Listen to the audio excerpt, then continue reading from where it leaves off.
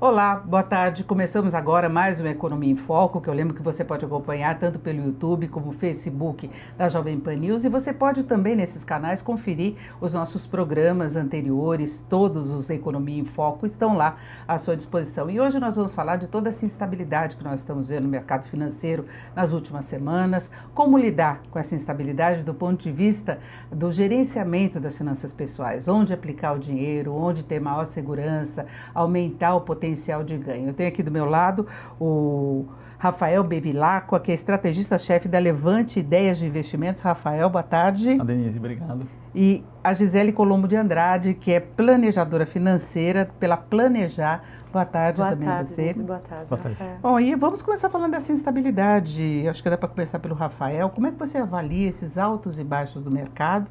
Mercado que trabalha com otimismo, aguardando a reforma da Previdência, mas qualquer susto a gente tem visto oscilações muito fortes, não é? Vamos lá, né, Denise? Eu acho que assim, uma coisa que faz parte da natureza do nosso mercado é essa volatilidade, né? O cenário político no mercado financeiro é muito presente no Brasil, acho que mais do que na maioria das economias desenvolvidas. Mas nos últimos meses a gente viu uma oscilação muito forte, a gente está vendo. Por quê? A reforma da Previdência ela é entendida como uma probabilidade bem grande de ser aprovada pelo mercado, mas a gente teve alguns engasgos, né? Então a questão da intromissão do governo na questão do preço dos combustíveis e até mesmo a articulação da reforma da Previdência aí com Maia, Guedes e os filhos do Bolsonaro se desentendendo. Então isso trouxe algumas questões para a mesa, né? Que colocam em xeque a possibilidade disso passar. E aí o que a gente vira? A gente vira o dia a dia do mercado acompanhar esses dados e a reforma da Previdência vira praticamente passa ou não passa em função desses atritos. Então o mercado começou a oscilar muito, a gente foi para 100 mil pontos, voltou para 93, os papéis caíram muito, né, e subiram, então...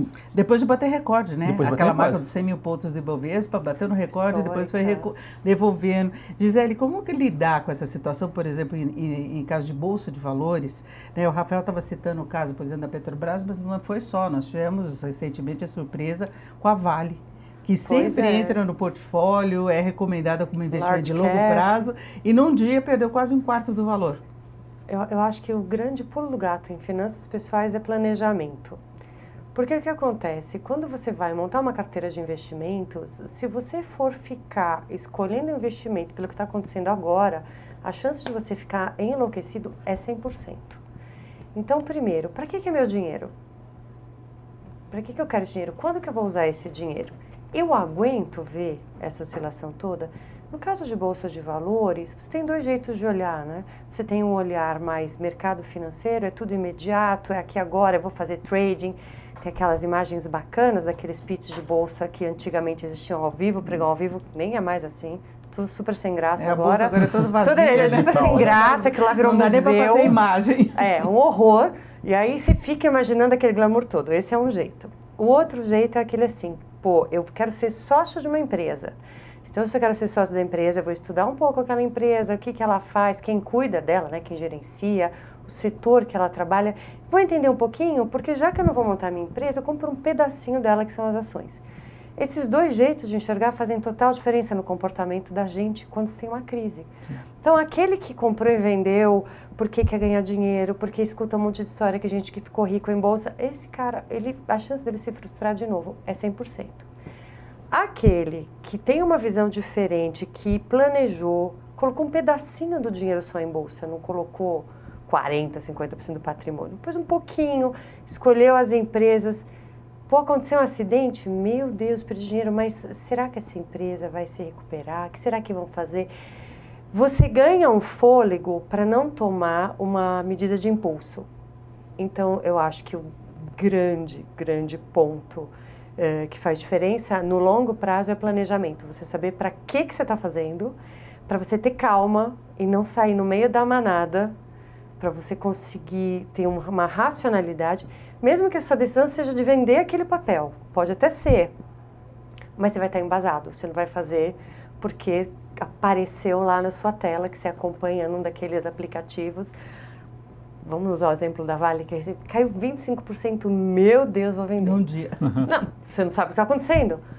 teve muita gente que comprou, né? Porque se alguém vendeu a 25% de prejuízo, alguém comprou. No dia seguinte já devolveu parte Já da queda, devolveu. né? Porque Então, tem um ajuste, né? se você tem um planejamento, você sabe que aquilo lá não é todo o teu patrimônio, não vai te comprometer, você respira. Agora, o próprio comportamento do mercado tem um componente emocional, né? Que a gente vê esses exageros, por exemplo, no caso da Vale, a empresa não estava quebrando.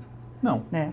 Foi um susto, depois devolveu um pouco, mas na hora de fazer um planejamento você tem que lidar com todas essas variáveis. Não, essas coisas acontecem e a questão mais importante que ela chegou a comentar é a questão de ser sócio. Quando você é sócio numa empresa, e eu sempre aconselho muito empresas mais não commodities, que você consegue ver. Então, por exemplo, bancos que você vê, você é usuário, você sabe o que está acontecendo.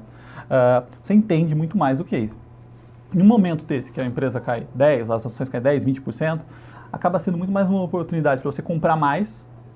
Se você é sócio, sabe que a empresa está bem, que não teve mudança nas projeções, a economia está indo bem, é tudo positivo, uma queda de 10%, 20% é uma oportunidade para aumentar a posição, comprar a ação mais barata, a posição que você já tem e gosta. Então, acho que essa questão é muito importante. Não ir no efeito manada, porque quando cai, você não sabe o risco que você está correndo. Acho que a coisa mais importante é saber o risco que você está correndo. Se você é sócio de uma empresa, entende o que ela faz, entende que ela está indo bem, quedas são oportunidades para comprar. Quando você não sabe e foi no efeito manada, você fica perdido. Caiu 10%, 20%, o que eu faço? Vou sair porque vai cair mais e eu não sei o que está acontecendo. Então, acho que isso é muito importante, né? O entusiasta que entra para ganhar dinheiro rápido é um problema. Provavelmente ele vai se frustrar.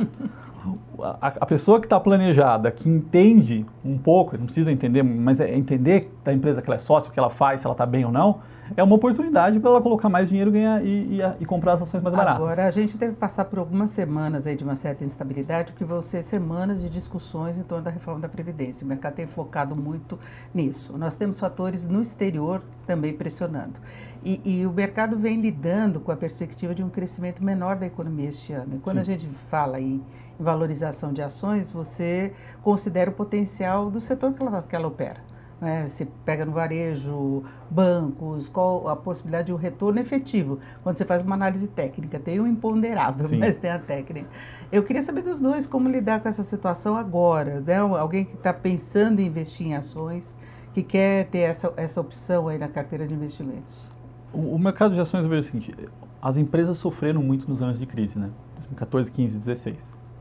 Então, todas que estão hoje, elas estão muito mais enxutas. Que a gente fala. Operacionalmente, é como se fosse uma casa, né? Você corta tudo que não é necessário e uma empresa exatamente igual, elas têm capacidade operacional de aumentar a produção, na média delas, sem precisar crescer custos. Então, 2019 é um ano que, mesmo que o crescimento seja baixo, né? Todo o crescimento de receita, ele se reflete de uma forma grande nos lucros. Então, você acaba transferindo muito para o lucro, porque você não precisa crescer custos. Então, isso acaba tendo um efeito de uma mola comprimida. A gente fala, a economia, as empresas são a mola comprimida e agora a gente está conseguindo soltar ela, então tem um efeito positivo sim. Lógico que uma mudança de crescimento de 3 para 2,5 tem algum impacto, mas é pequeno, tá? Eu vejo ainda como positivo esse cenário de ações para 2019. Gisele. Tem um aspecto que decorre justamente do comentário que o Rafael fez. Quando você tem as projeções das empresas que a gente olha, você imagina lucros bons porque elas se prepararam para enfrentar a crise. E aí você tem uma coisa que chama distribuição de dividendos. A maior parte das empresas maduras distribui dividendos. E o dividendo é um percentual, a conta que a gente faz chama dividend yield, é um percentual de ganho que você tem ao ano, como se fosse uma renda fixa. Então, o que pode ser um ponto para o investidor pensar? Quanto que eu ganho numa renda fixa hoje? A Selic bruta, em torno de 6,5%. Uma empresa grande, às vezes ela distribui de lucro por ano 7%, 8%, 10% líquido. Então, mesmo que as ações da empresa variem, se a gente comprou a ação daquela empresa com aquele raciocínio de eu sou um acionista mesmo que o preço da ação varie, a empresa está te pagando uma remuneração por dividendos que ela é uma renda fixa. E hoje, essa renda fixa que é o dividendo está, às vezes, em alguns casos, quase igual ou maior que o próprio investimento numa renda fixa tradicional. E eu acho que esse é um ponto para pensar para quem quer começar a montar um portfólio olhando por esse lado. Então, hoje, a gente não tem mais aquela competição de uma renda fixa a 14%, 15%. A renda fixa é menor. Se você tira o imposto da renda fixa, talvez ela vá te dar uns 4,5%. Se você descontar a inflação, a renda fixa está te gerando um pouquinho. Eu não estou aqui estimulando ninguém a investir em ações, mas é um olhar diferente sobre esse mercado, é um aprendizado que nós brasileiros sempre tivemos a ideia de bolsa quase como que um cassino, não é? Sim. Que a gente escuta, eu quero ganhar rápido, eu vou me alavancar, e não é isso, é um aprendizado que a gente tem que fazer e começar a ponderar fatores e pontos diferentes. Do lado comportamental, inclusive, que você comentou, hoje a economia tem mestrado só para falar de economia comportamental, psicologia econômica, de tão importante que isso é hoje na hora de fazer preço dos mercados. Agora, falando daquelas pessoas que são mais conservadoras, que preferem a segurança da renda fixa, mesmo abrindo mão de um ganho potencial que poderia ter em outras opções na renda variável. Quais as melhores alternativas? Como montar uma cesta de investimentos? Vamos lá, acho que uma modalidade que cresceu muito no Brasil foi o Tesouro Direto, né? O Tesouro Direto triplicou nos últimos anos pela segurança e pela boa rentabilidade.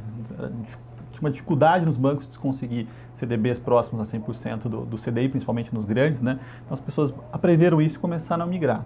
Então, o Tesouro Direto é uma excelente oportunidade dentro da renda fixa, né?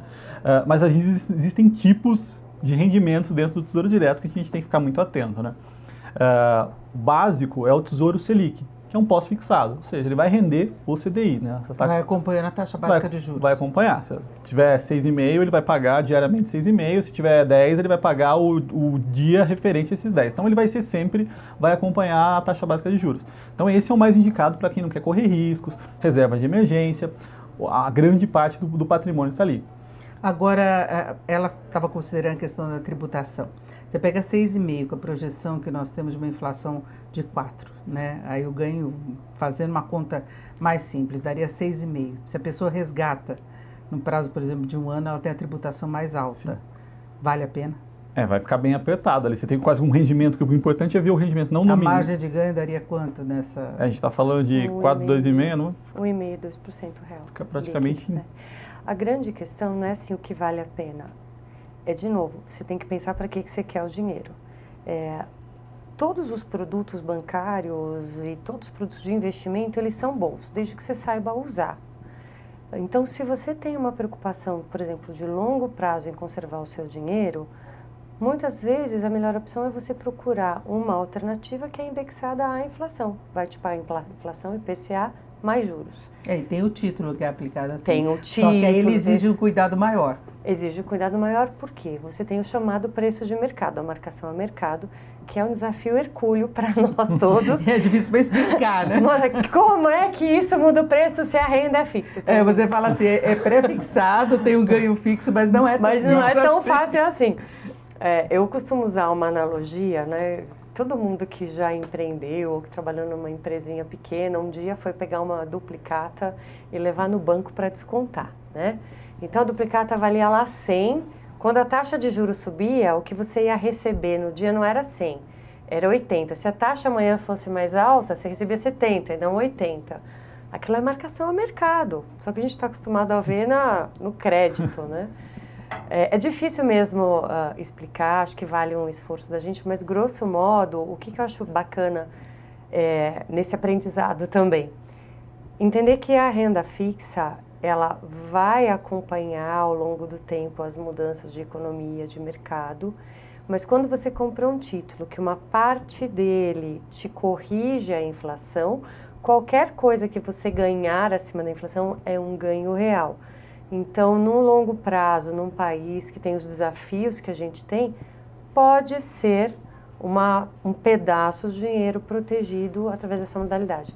Mas tem que aprender mesmo os efeitos da tal marcação ao mercado. Para ter mais segurança, a pessoa tem de ficar com o papel até a data do vencimento. Exatamente. Esse seria Parte ideal. disso. Se você Esse seria precisar ideal. antes, é que você tem essas alterações. Se você pega um título de 5, de 10 anos e vai até o vencimento, você O tem a que você garantia da combinou inflação é o que está. e a margem real está garantida. Está garantido. Porque aí fica uma margem real muito provavelmente maior do que do Selic. Sim, e é muito que os fundos de pensão usam para fazer gestão, né? Se você sabe, é a previdência sendo gerida por profissionais. Como é que é feito? Você compra um título que está pagando 4,5%, 4,70% mais a inflação, que é bem diferente do que a gente estava conversando da Selic. Então você se protege da inflação. Hoje não tem inflação, a inflação é baixa, mas a gente sabe que no Brasil as coisas mudam muito rápido. Então você tem essa proteção mais uma taxa garantida, que é o juro real, que é uma das mais altas do mundo ainda. Então a gente tem uma taxa de juro real atrativa ainda. E tem outras modalidades de pré-fixado que também garante, aí você tem que contar que a inflação vai ficar num determinado nível, mas você também tem de ir até o vencimento para você ter a garantia do ganho que você está esperando. Isso. O grande desafio do pré-fixado é que hoje, vamos supor que você consiga aplicar um título a 8, que é acima da Selic. Vamos supor, um título longo, né? Às vezes você consegue, a 8% ao ano. Então, hoje você estaria tendo uma grande vantagem com relação à taxa de juros. Se por qualquer desastre de caminho a nossa taxa de juros precisar ser elevada no futuro, talvez esse 8 possa ficar abaixo da taxa de juros. Então, o pré-fixado, ele também é interessante para montar o portfólio. Você também precisa entender esse risco de, ao longo do tempo, perder competitividade com o CDI se a gente tiver uma volta de taxa de juros no futuro para um patamar mais alto. Mas, de novo, se você fizer um bom planejamento, você vai colocando o seu portfólio de investimento em pedacinhos. Ninguém vai querer acertar, né, aquela mosquinha branca voando, né? Então, você põe um pouquinho de pré, você escolhe o prazo, você não vai fazer tão longo que você não tenha uma visibilidade do que possa acontecer. E aí, se você for aprendendo a misturar essas coisas, você vai ficando mais seguro e muito provavelmente o teu portfólio tem um desempenho que vai te deixar feliz daqui a 5 ou 10 anos. Não, eu falava de valer a pena lá no Tesouro Selic porque, assim, muitas pessoas aplicam sem ter muita previsão do prazo que ela pode deixar aplicado, né? Porque tem aquele dinheiro de curto prazo. A pessoa conseguiu, olha, eu juntei 2 mil, juntei 3 mil reais, mas dali a pouco eu posso precisar, eu quero viajar, pode não ser nenhuma emergência. Então, eu estava querendo ver o ganho real que se você tem nesse título e comparar, por exemplo, com a caderneta de poupança, que não dá susto para o investidor. Então, dependendo da variação da inflação, né, tem alguns momentos em que a poupança ganha, e ela é a mais simples, né? A gente querendo ou não, é uma coisa, e a pessoa ela não tem uma perda efetiva, ela pode não ganhar o ganho do mês, mas ela resgata, ela não paga imposto, ela não é castigada, né, por resgatar antes. Eu falo assim, por exemplo, o título Selic, a pessoa que quer contar com essa possibilidade de resgatar em 6 meses, por exemplo. Não, eu acho que é mais viável ainda, mesmo com a poupança tendo algumas vantagens, porque a poupança tem regras ali, então a gente já viu anos que quase apanhou da inflação. Vários meses, né? Sim. Passa um bom período com ganho negativo.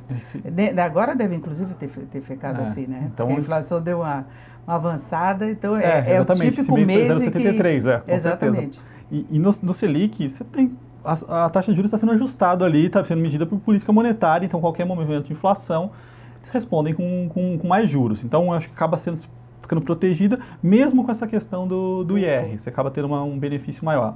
A questão é a liquidez ali de um dia só que você tem para resgatar, mas eu acho que isso não é nenhum problema. Um dia acho que não é problema para a maioria das pessoas, é um pouquinho de planejamento só. Então, como é que a pessoa faz esse fluxo de investimento, contando com essa necessidade de ficar resgatando o dinheiro? Que ela quer manter sempre aplicado, mas quer ter a mobilidade de resgatar quando precisar. Hoje eu acho que é muito mais simples do que já foi no passado. Tanto os títulos via Tesouro Direto quanto os fundos com liquidez diária, você consegue se programar com um dia de antecedência. No caso do Tesouro, se você tem acesso fácil ao seu banco, e normalmente a gente tem, você pede uma venda de um pedaço do seu título hoje e amanhã o dinheiro está na sua conta, já com o imposto descontado. A poupança, o que a gente tem que lembrar é que ela só tem a rentabilidade dela uma vez por mês, a menos quando você faz várias datinhas de poupança, aquelas poupanças multidata. Então, é também uma boa forma de você se programar. Você tem, a maior parte dos bancos tem aquele cartão poupança que você saca no caixa eletrônico. E se você tem essa multidata, o saque normalmente vai ser aquele que te beneficia mais, onde você perde menos por resgatar naquele dia. Então, acho que operacionalmente hoje, a diferença é, se você estiver no Tesouro, você tem que pensar um dia antes. Aí não tem jeito, você pensa um dia antes. Mas, se você tiver, como a vovó dizia, nunca colocar todos os ovos na mesma cesta, certamente você não vai ficar sem dinheiro para pagar aquele churrasco de última hora, sabe? Uma viagem, uma viagem, né? Uma vaquinha para um bolo de aniversário de alguém. Então, eu acho que hoje é muito fácil para operar. Para quem tem um celular, um smartphone, você tem o banco, qualquer banco e as plataformas todas de investimento independentes na palma da mão. É muito fácil você acessar, então... Não, e hoje tem a facilidade, você também chegou a comentar, dos fundos, né? Existem fundos já que replicam o Tesouro Selic. Os ETFs. Os ETFs, que é praticamente a mesma rentabilidade sem a taxa do Tesouro, com liquidez diária. Então você tem opções hoje de estar exposto... Mas dos fundos tem aquela questão das taxas, né? O IOF para 30 dias.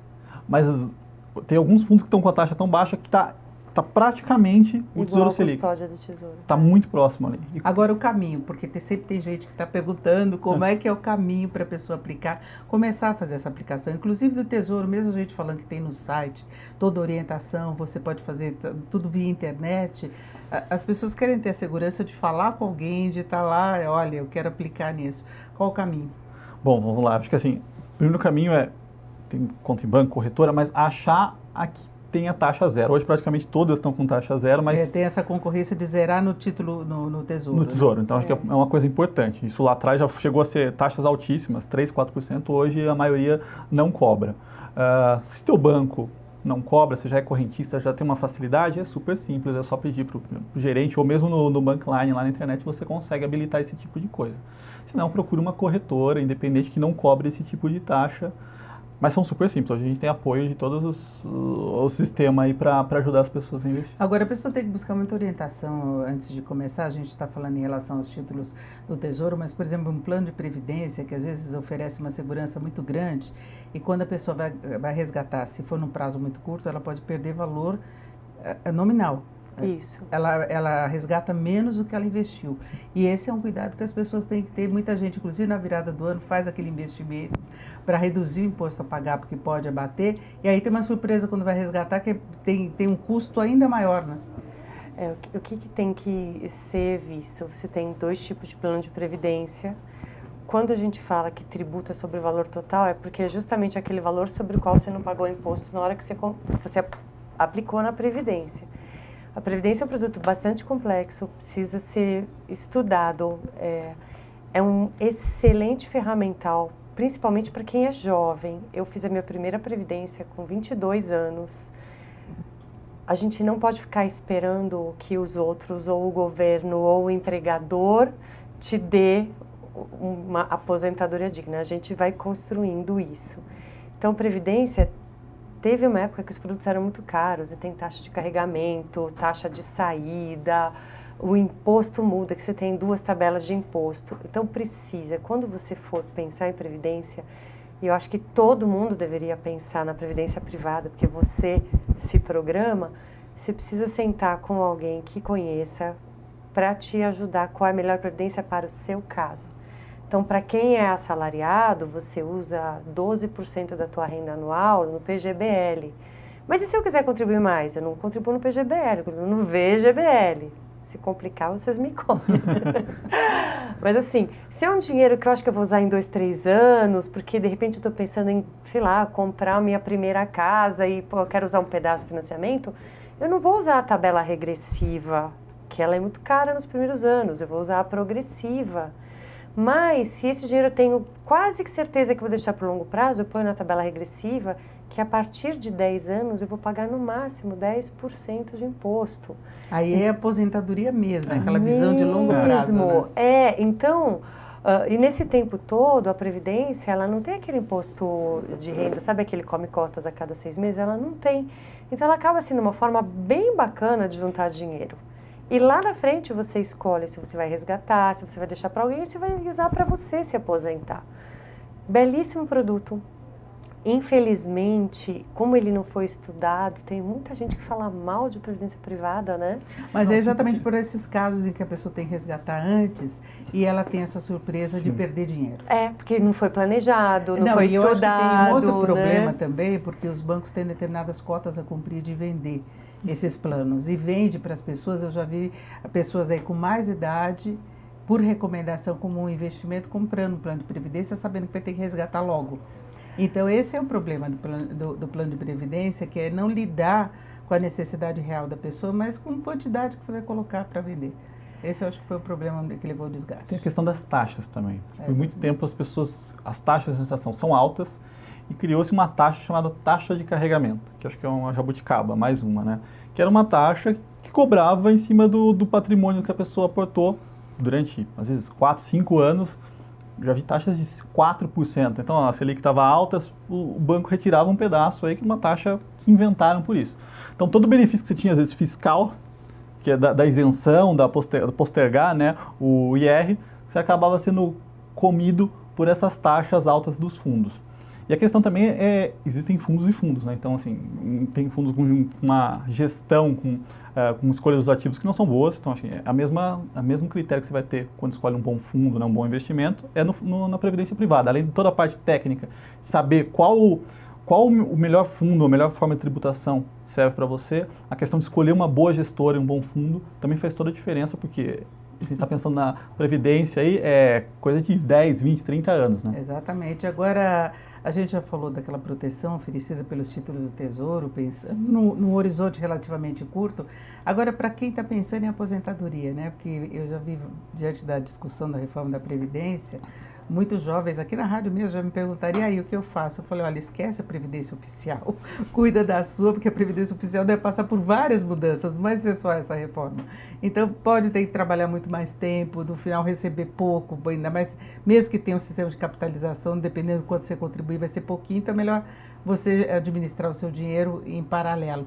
Nesse caso, começa por onde? Essa aplicação, pessoa que tem pouco dinheiro, que está querendo começar, mas mal tem para manter as despesas aí de dia a dia. Vamos lá, acho que é um pouco do que a gente falou. Tesouro, né? Tesouro direto.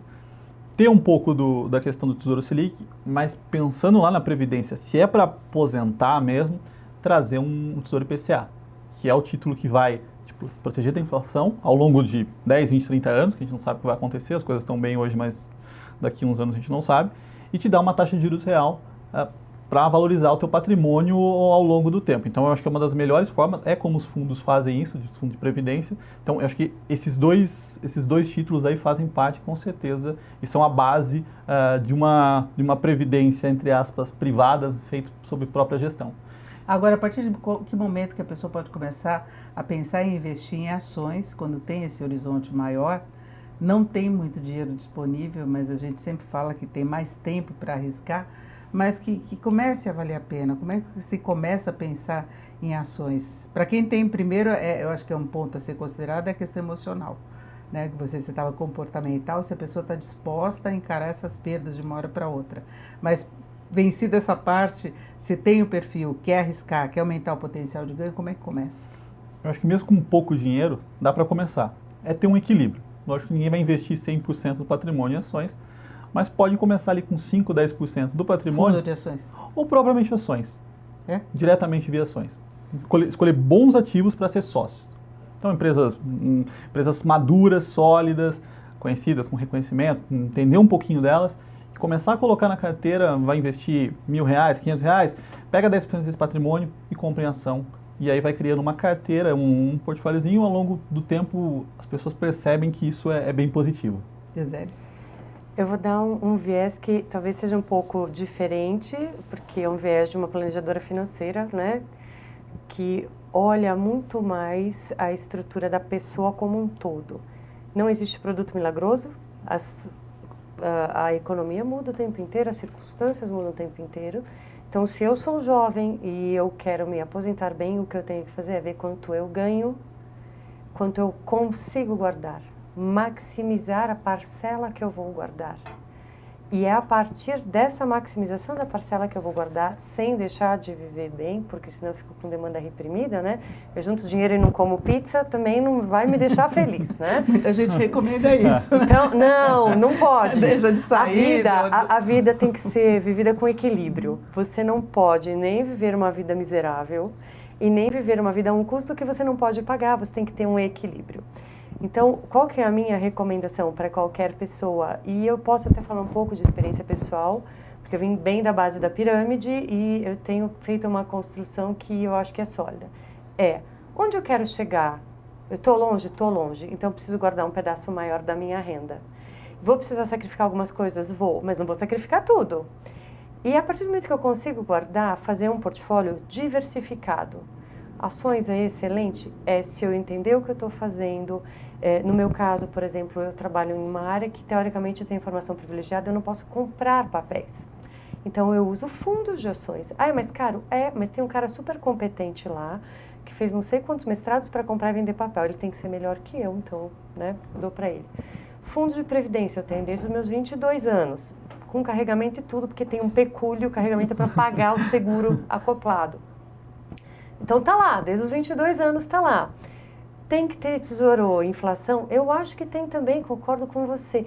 Então você não precisa ser seco.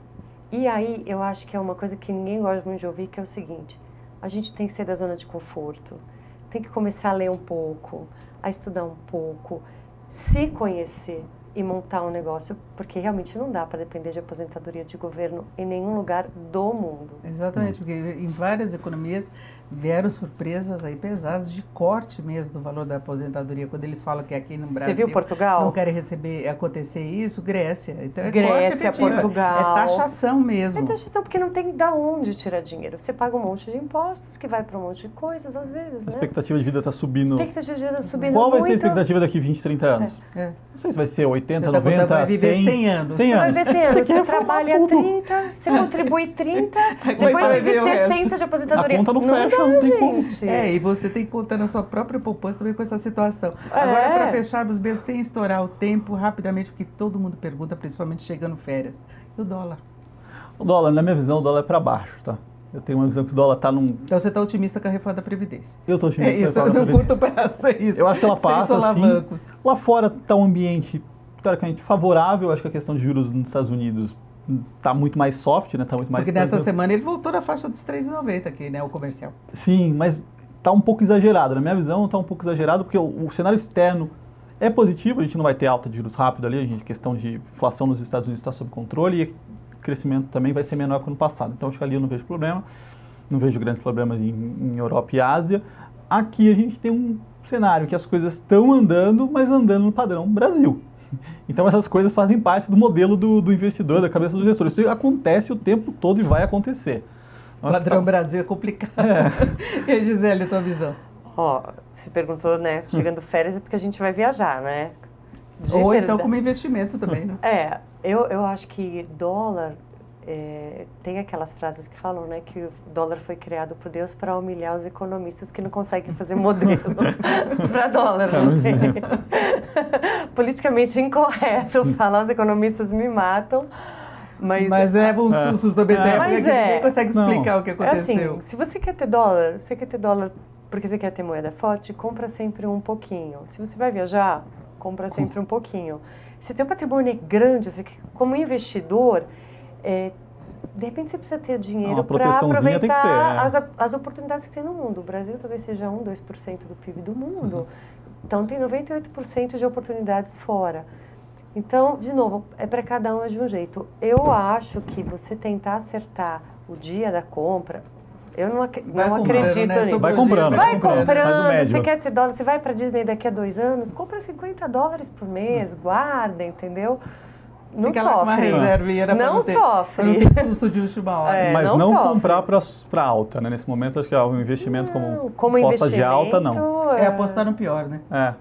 Só se eu contar com isso, com um desastre pela frente. Desastre. Mas é isso, então, como nós estamos contando com um bem, então vamos lá com com o dólar sob Talvez controle. caia. Então, nós vamos fechando por aqui o Economia em Foco de hoje. Eu agradeço muito a sua audiência, a companhia, agradeço muito os nossos convidados aqui, a Gisele Colombo de Andrade, que é planejadora financeira pela Planejar, e o Rafael Bevilacqua, estrategista-chefe da Levante Ideias de Investimento. Muito obrigada. Muito obrigado. Obrigada pela oportunidade, Denise. Uma ótima tarde.